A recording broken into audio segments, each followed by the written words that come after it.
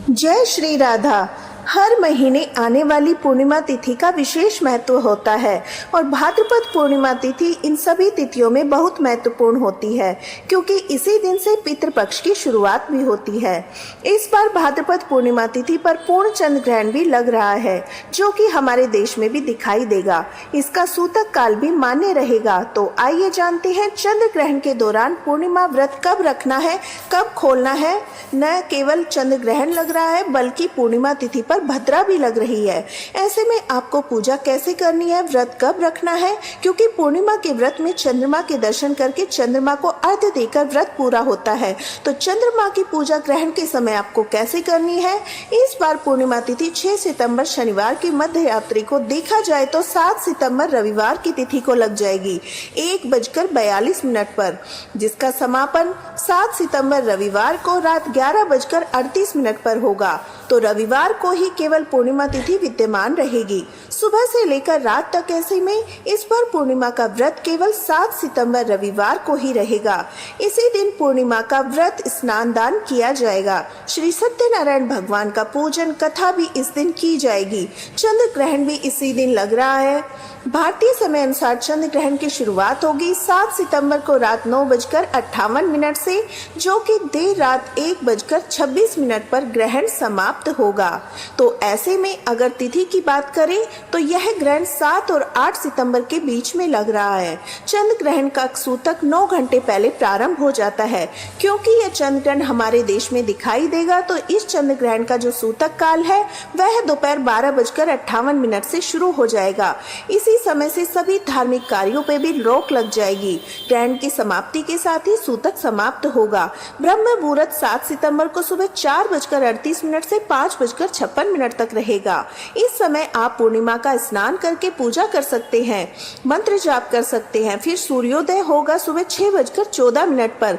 इसी समय तक आप पूर्णिमा का स्नान पूजा पाठ कर सकते हैं। सूर्यास्त होगा शाम 6:34 पर। अभिजीत मुहूर्त दोपहर 12 बजे से 12:49 तक रहेगा। अभिजीत मुहूर्त को पूजा पाठ के लिए सर्वोत्तम माना जाता है। इस समय में आप श्री सत्यनारायण भगवान की कथा का पाठ और श्रवण कर सकते हैं। जो पूजा शाम के समय की जाती है वह करने के बाद आप अपने मंदिर के कपाट बंद कर दीजिएगा।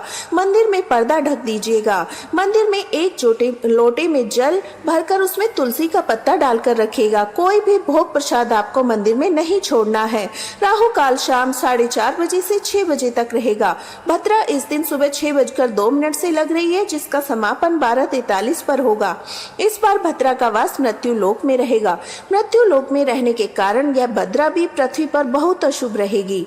तो इस समय में खास तौर पर विवाह, रोका, मुंडन, घर बनवाने की शुरुआत, गृह प्रवेश, यज्ञोपवीत या फिर भद्रा के समय आमतौर पर रक्षाबंधन या होलिका दहन जैसे काम वर्जित हो जाते हैं। लेकिन जो दैनिक पूजा है वह आप इस दौरान कर सकते हैं।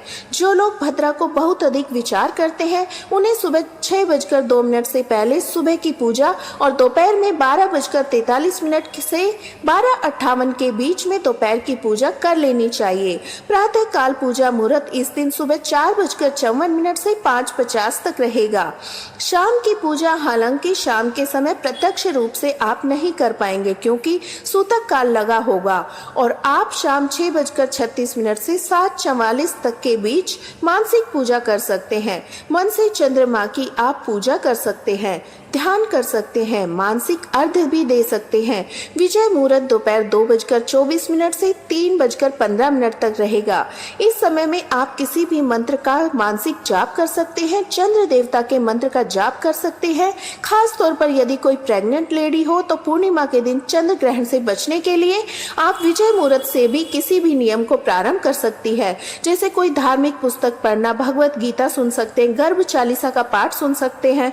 इस दिन चंद्रोदय होगा शाम 6:28 पर। चंद्रमा को आपको सूतक काल से लेकर ग्रहण की समाप्ति तक नहीं देखना चाहिए। ऐसे में चंद्रमा उदय होने पर आप मन में चंद्रमा का ध्यान करें। चंद्र देवता के मंत्र ओम सह चंद्रमसे नमः, इस मंत्र का जाप करें। उसके बाद मन से आप जल का अर्घ्य देकर मन से ही धूप दीप जलाकर चंद्रमा की आरती उतारकर आप चंद्रमा को भोग लगा दे। ग्रहण में तुलसी के पत्ते नहीं तोड़े जाते, ना ही पूर्णिमा तिथि पर। तो एक दिन पहले आप पत्ते तोड़कर रख सकते हैं। भोग में प्रसाद में सभी सामग्री में आप तुलसी के पत्ते डालकर रखें। स्वयं परिवार का प्रत्येक सदस्य तुलसी का पत्ता और जल का सेवन इस दिन करे ताकि ग्रहण के समय कुछ भी अशुभ प्रभाव से बचा जा सके।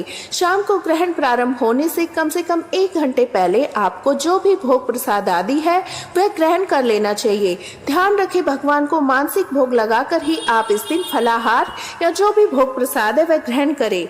जानकारी कैसी लगी कमेंट बॉक्स में जरूर बताइएगा और यह भी बताइए क्या आप व्रत रख रहे हैं या नहीं रख रहे हैं। जय श्री राधा।